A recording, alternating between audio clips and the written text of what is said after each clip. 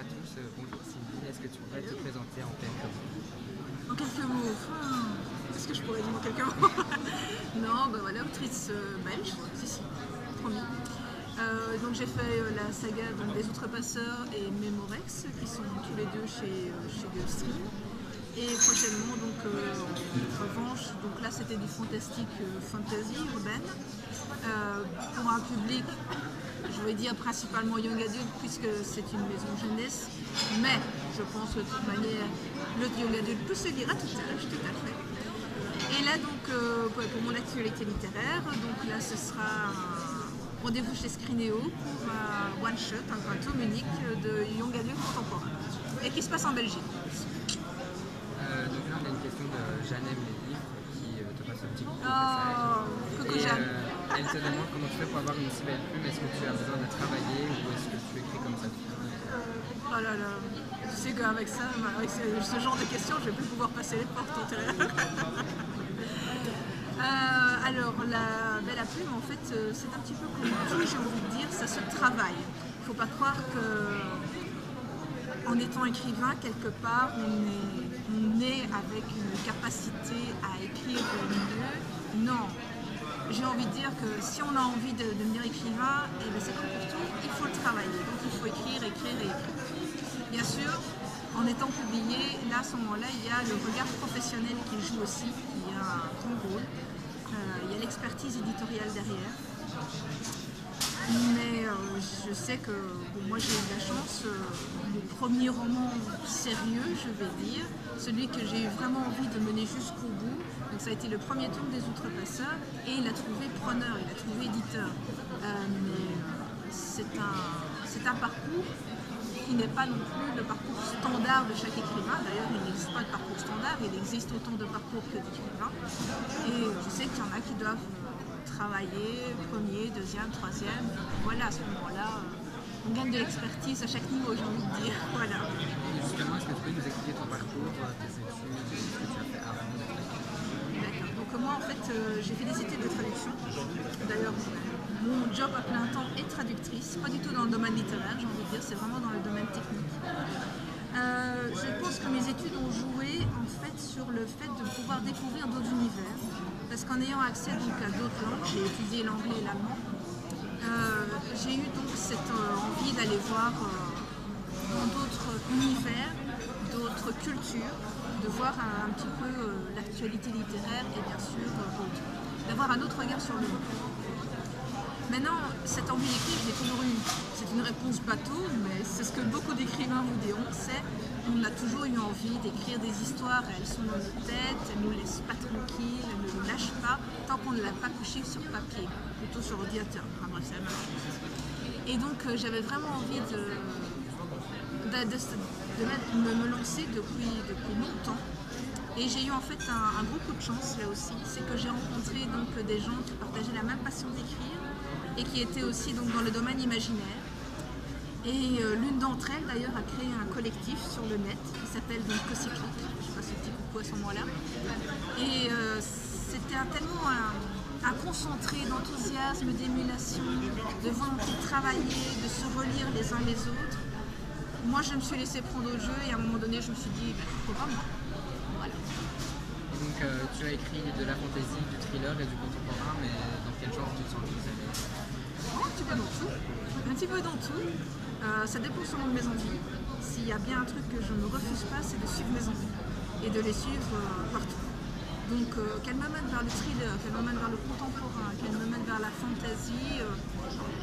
Pour l'instant d'ailleurs j'ai écrit pour un public, je dirais young adulte, mais bon, pour moi c'est très fluide comme public, ça se lit à tout âge, mais rien n'empêche qu'un jour je m'adresse peut-être à un autre lectorat. Voilà, mes envies sont multiples et j'ai envie de les suivre jusqu'au bout chacune. Voilà. Est-ce que tu as des conseils pour les apprentis écrivains? Ah, bien sûr, puisque je l'ai été. Alors, surtout d'abord d'écrire. Écrire. Ne pas se décourager en fait si on n'aboutit pas à un texte qui ne nous plaît pas ou qui ne nous semble pas abouti à la première fois. Ça me semble logique. Puis lire de tout. Sortir de sa zone de confort, ne pas hésiter à aller vers des gens ou je vais dire des sous-genres qui ne nous plairaient à première vue pas, peut-être pas, être curieux. Et puis surtout, il y a bien un truc qu'il faut quand même dynamiter, c'est le mythe de l'écrivain qui est dans sa tour d'ivoire, qui est solitaire et misanthrope. C'est ça, ça a quand même le don de m'énerver, de nous dire « Ah mais les écrivains, ils sont un petit peu dans le cocon ». Non, on est à l'écoute du monde et surtout, il ne faut pas rester seul quand on veut écrire.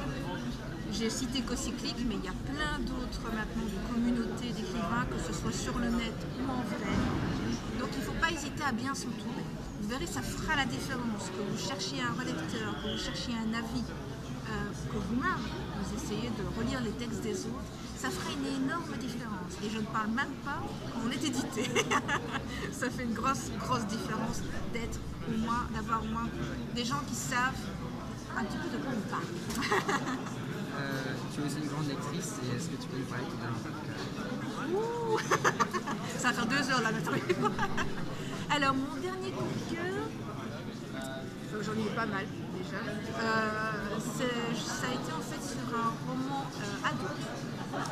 Mais bon, je dis adulte, mais en fait ça peut être, ça s'adresse à plein d'autres publics. En fait, il s'appelle, je pense en français, No Home. Je ne sais pas pourquoi est-ce qu'on l'a traduit en français de cette manière-là, mais bref. Le titre en VO s'appelle Ongoing, et donc c'est de Ya Diazi, si je le dis bien. Et ça a été en fait un récit donc, qui parle... il est sur fond d'esclavage, puisqu'on part donc, de ce qui est l'actuel Ghana.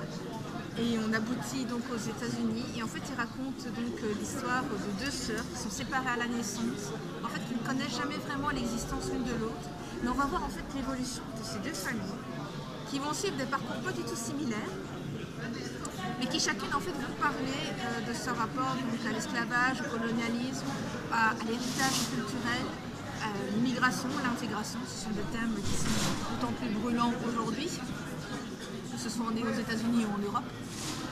Et je dois dire, j'ai complètement adoré cette plume. Le maestria aussi de l'auteur de gérer plusieurs points de vue, puisqu'il y en a quand même plus d'une dizaine dedans, et de chacun pouvoir donner une voix qui est propre, dans lequel le lecteur qui le lit peut se dire, peut avoir de l'empathie pour la voix qui est développée. Vraiment, c'était un roman génial. Et je conseille aussi Americana, si vous ne l'aviez pas encore compris, qui est vraiment aussi pas tout à fait dans la même veine, mais qui parle aussi de ces thèmes. Franchement, ne vous laissez pas décourager par la brique que c'est, foncez, c'est un petit bijou. J'arrête. Et donc, dernière question, tu nous as parlé de ta future sortie chez Scrinéo. Oui. Et après, il y a quoi? Ah ben après, c'est dans les tuyaux.